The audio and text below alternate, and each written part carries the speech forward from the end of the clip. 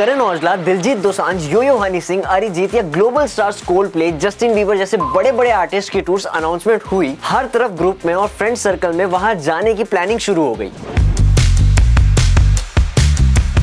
आप सबके friend circle में भी इस बात पर डिस्कशन तो जरूर किया होगा। कॉन्सर्ट्स में जाके उसकी स्टोरी सोशल मीडिया में लगाना आजकल काफी ज्यादा नॉर्मल हो गया है। जिसने कॉन्सर्ट्स नहीं भी अटेंड किए होंगे थ्रू सोशल मीडिया पोस्ट या स्टोरीज, उन सब ने घर बैठे ही उन कॉन्सर्ट को अटेंड कर लिया। तो क्या आपने कभी इस बात पे सोचा है कि अचानक से इतने सारे आर्टिस्ट इंक्लूडिंग दूसरी कंट्रीज के इंडिया में बैक टू बैक कैसे आने लगे हैं? दिलजीत पाजी बोले, no more concerts in India. Concert देखने आए एक पर्सन को क्यों कहना पड़ा I had to pee in my pants. Karan Aujla के कॉन्सर्ट्स में 4 ड्रंक लोगों ने पुलिस वालों के साथ मिसबिहेव किया। इंडिया में कॉन्सर्ट कल्चर का जो राइज है वो एक नई लेवल तक पहुंच गया है और साथ ही ऐसे इंसिडेंट्स भी बढ़ रहे हैं। तो क्या ये कॉन्सर्ट कल्चर का जो ट्रेंड है वो लंबे समय तक चल पाएगा या फिर बस एक टेम्पररी फेज है?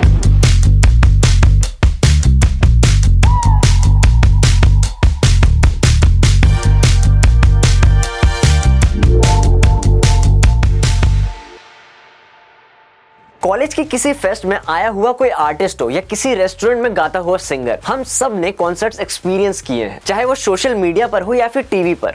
आजकल लोग कॉन्सर्ट्स में सिर्फ गाना सुनने या फिर म्यूजिक एंजॉय करने नहीं जाते हैं। अब ये एक बहुत बड़ी सोशल सेलिब्रेशन की जगह बन गई है जहां सब एक साथ मस्त टाइम स्पेंड करते हैं, गाते हैं, डांस करते हैं और लाइफ की सबसे अच्छी मेमोरीज बनाते हैं। इंडिया में कॉन्सर्ट का जो क्रेज है इस हद तक है कि अगर किसी टिकट को किसी भी प्राइस में सेल किया जाए तो वो भी इजीली सोल्ड आउट हो जाता है। आपको ये जान के बहुत ही हैरानी होगी कि इंडिया में मोस्ट एक्सपेंसिव कॉन्सर्ट टिकट का प्राइस 1 लाख रुपए है एंड वो भी सोल्ड आउट हो गया है। इसका जो प्राइस है वो आईपीएल के टिकट से भी काफी ज्यादा था। और ये बात गुड़गांव में हुए करण औजला के कॉन्सर्ट की है। ये वीवीआईपी डायमंड टिकट के साथ 8 luxury bottles, 2 premium champagne bottles, unlimited beers and energy drinks इसको खरीदने वाले को मिली। वहां के कॉन्सर्ट की प्राइसिंग आप इस स्क्रीनशॉट में भी देख सकते हो। अब जरा इस स्क्रीनशॉट में टिकट की प्राइसिंग देखिए, जहां आप देख सकते हैं कि एक टिकट का प्राइस 10 लाख रुपए है। कोल्डप्ले का जनवरी 2025 में इंडिया में कॉन्सर्ट होने वाला है जिसके टिकट की रीसेल वैल्यू इतनी एक्सपेंसिव बेची जा रही है। बुक माई शो की लिस्टिंग में इस कॉन्सर्ट के ओरिजिनल प्राइस 2000 रुपए से लेके 35,000 रुपए के बीच में थी, जो डिमांड की वजह से इंस्टेंट सोल्ड आउट हो गए थे,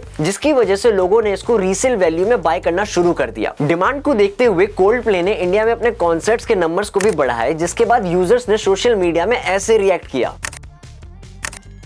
कुछ यूजर्स ने तो टूर को एक्सटेंड करने की डिमांड करते हुए बोला कि extend the tour till March, Holi मना के जाना भाई। अब इतने पैसे खर्च करके कोई जाता है तो वो इतना तो एक्सपेक्ट करेगा ही कि उसको किसी कॉन्सर्ट में लाइफ का बेस्ट एक्सपीरियंस मिले, जो कुछ लोगों को नहीं मिला। जिसके बाद उन्होंने सोशल मीडिया के थ्रू अपनी डिसअपॉइंटमेंट को शेयर किया। एक डायबिटिक पेशेंट को पुअर मैनेजमेंट की वजह से अपने पेंट में ही पी करना पड़ा, जिसके बाद उसने जोमेटो के फाउंडर दीपेंद्र गोयल को ओपन लेटर लिखा, जो कॉन्सर्ट के ऑर्गेनाइजर थे। उन्होंने अपनी डिसअपॉइंटमेंट शेयर करते हुए ये कहा कि वहां पे 1000 लोगों के लिए सिर्फ 3 ही वॉशरूम्स अवेलेबल थे। इसके साथ कॉन्सर्ट में लोगों के फोन भी काफी ज्यादा चोरी हुए, जिसके बाद लोगों को कॉन्सर्ट के अगले दिन ही पुलिस स्टेशन जाना पड़ा कंप्लेंट लिखवाने के लिए। लोगों को basic needs, lack of proper crowd control और सेफ सिक्योरिटी मेजर्स ना मिलने से भी प्रॉब्लम हुई। जैसे कॉन्सर्ट में 20 रुपए की जगह 200 रुपए की वाटर बॉटल मिल रही थी और बेसिक स्नैक्स 500 रुपए से या उससे ज्यादा में बेचे जा रहे थे। 26 साल की देवा रूपा अपना बुरा एक्सपीरियंस शेयर करते हुए एक आर्टिकल में कहती है कि दिल्ली में जो पेपॉन का कॉन्सर्ट हुआ था उसमें उन्हें काफी ज्यादा अनसेफ फील हुआ था। ये कुछ कंसर्न्स है जिसको इवेंट मैनेजमेंट को समझकर इस पे काम करना चाहिए, क्योंकि इंडिया में कॉन्सर्ट कल्चर और बूम होने वाला है, जो इकोनॉमिक पर्सपेक्टिव से इंडिया के लिए काफी अच्छी बात है। बुक माई शो के डेटा के अकॉर्डिंग 2023 में प्रीमियम लाइव एंटरटेनमेंट की डिमांड 2022 के कंपेयर में 82% बढ़ी है। 2023 में अप्रॉक्स 13.5 मिलियन लोगों ने 26,000 से ज्यादा इवेंट्स में जाकर लाइव एंटरटेनमेंट को एंजॉय किया है। इसके साथ स्टैटिस्टा की रिपोर्ट के अकॉर्डिंग म्यूजिक इवेंट मार्केट 2028 तक 21.9 मिलियन यूजर्स को अट्रैक्ट कर सकता है। बढ़ते मार्केट और पब्लिक की डिमांड को देखते हुए इंडियन आर्टिस्ट के साथ साथ फॉरेन आर्टिस्ट भी ज्यादा नंबर में इंडिया में कॉन्सर्ट्स कर रहे हैं। इंडिया मोस्ट ग्लोबल आर्टिस्ट के लिए second largest audio streaming market है, जिसकी वजह से यहाँ म्यूजिक कॉन्सर्ट्स की डिमांड ज्यादा है एंड इस वजह से भी फॉरेन आर्टिस्ट का इंडिया में आने का नंबर 2025 में और भी बढ़ने वाला है। पर यहाँ पे एक इंपॉर्टेंट सवाल ये आता है कि इंडिया में कॉन्सर्ट कल्चर अचानक से बूम कैसे कर रहा है और आखिर क्यों लोगों के बीच इसका इतना क्रेज है? इसके कुछ सिंपल से रीजन है। सबसे पहले इंडिया की इकोनॉमिक ग्रोथ, जिसकी वजह से लोगों की डिस्पोजेबल इनकम बढ़ गई है, जिससे उन्हें अपने लेजर एक्टिविटी जैसे कि कॉन्सर्ट्स में ज्यादा पैसा इन्वेस्ट करने का मौका मिल रहा है। इसके अलावा सोशल मीडिया का इन्फ्लुएंस भी काफी ज्यादा बढ़ गया है। लोग वीआईपी या एक्सपेंसिव टिकट्स खरीद कर उन्हें सोशल मीडिया पर फ्लॉन्ट करते हैं, जिससे एक शो ऑफ कल्चर भी इवॉल्व हो गया है। एंड ये भी एक रीजन बनता है कि जिसकी वजह से कॉन्सर्ट कल्चर और भी ज्यादा पॉपुलर होता जा रहा है। इसके साथ ही यंगर जनरेशन अब मटेरियल पोजेशन से ज्यादा एक्सपीरियंस को प्रायोरिटाइज कर रही है। इस माइंडसेट शिफ्ट की वजह से लाइव इवेंट्स पर खर्च करने की टेंडेंसी बढ़ गई है, क्योंकि लोग मेमोरेबल मोमेंट्स को ज्यादा इंपॉर्टेंस देने लगे हैं। ग्लोबल म्यूजिक ट्रेंड्स का एक्सपोजर भी काफी ज्यादा इंपॉर्टेंट रोल प्ले कर रहा है।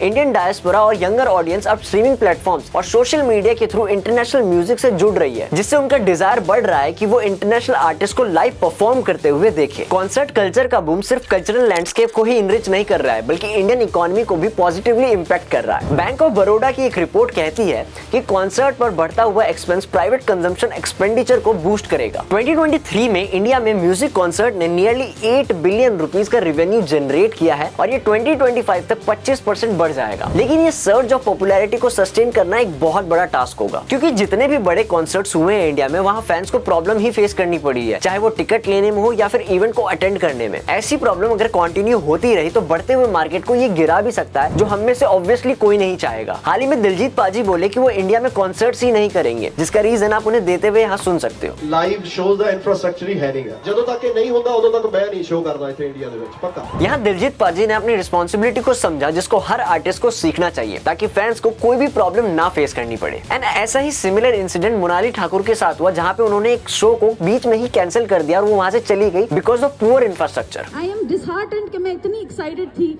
My whole team and us today you see like मैं इंफ्रास्ट्रक्चर को तो छोड़ ही देती हूँ, क्या हालत है। बढ़ते हुए कॉन्सर्ट कल्चर को आज आर्टिस्ट को फैंस के साथ डायरेक्ट इंटरेक्शन करने का चांस मिलता तो है, जो उनकी ब्रांड आइडेंटिटी को क्रिएट करता है, जिससे उन्हें अच्छे स्पॉन्सर्स भी मिल जाते हैं। जिसके बाद एक आर्टिस्ट की रिस्पॉन्सिबिलिटी होती है कि वो अपने फैंस को किसी भी तरह से मायूस ना करे। इसके साथ ही मैनेजमेंट या फिर इवेंट ऑर्गेनाइजर को इवेंट्स को अच्छे से मैनेज करके उसको रिस्पॉन्सिबल तरीके से हैंडल भी करना चाहिए। लेस वॉशरूम्स, बेसिक नीड्स को ओवर प्राइस में बेचना, बैड इंफ्रास्ट्रक्चर जैसी चीजों को उन्हें तुरंत ही सॉल्व करना होगा। हाल ही में करण औजला के कॉन्सर्ट्स में कुछ लोगों ने अल्कोहल पी के प्रॉब्लम क्रिएट की, जहां उन्होंने कुछ पुलिस वालों के यूनिफॉर्म को ही फाड़ दिया। अब ऐसी हरकतों के अगेंस्ट गवर्नमेंट को स्ट्रिक्ट एक्शन लेना चाहिए, ताकि ये दोबारा रिपीट ना हो। और हम सबको भी रिस्पॉन्सिबल तरीके से पब्लिक इवेंट्स को अटेंड करना चाहिए, बिना किसी के लिए प्रॉब्लम क्रिएट किए। गवर्नमेंट को वुमेन सेफ्टी के लिए वुमेन सिक्योरिटी गार्ड्स को लगाना चाहिए, ताकि उनको कॉन्सर्ट अटेंड करते टाइम सेफ फील हो। इसके साथ ही इवेंट टिकट की ब्लैक मार्केटिंग को भी रोकने के लिए अथॉरिटी वालों को कुछ नेसेसरी स्टेप्स लेने होंगे। सो अगर आपने भी कभी कोई कॉन्सर्ट अटेंड किया हो, तो आपका एक्सपीरियंस कैसा रहा है, अच्छा या फिर बुरा, कमेंट में जरूर शेयर करना। एंड ये वीडियो आपको पसंद आई हो तो चैनल को जरूर सब्सक्राइब कर देना। एंड हमने कुछ और भी वीडियोस बनाई है, जिसे आप चेकआउट कर सकते हो।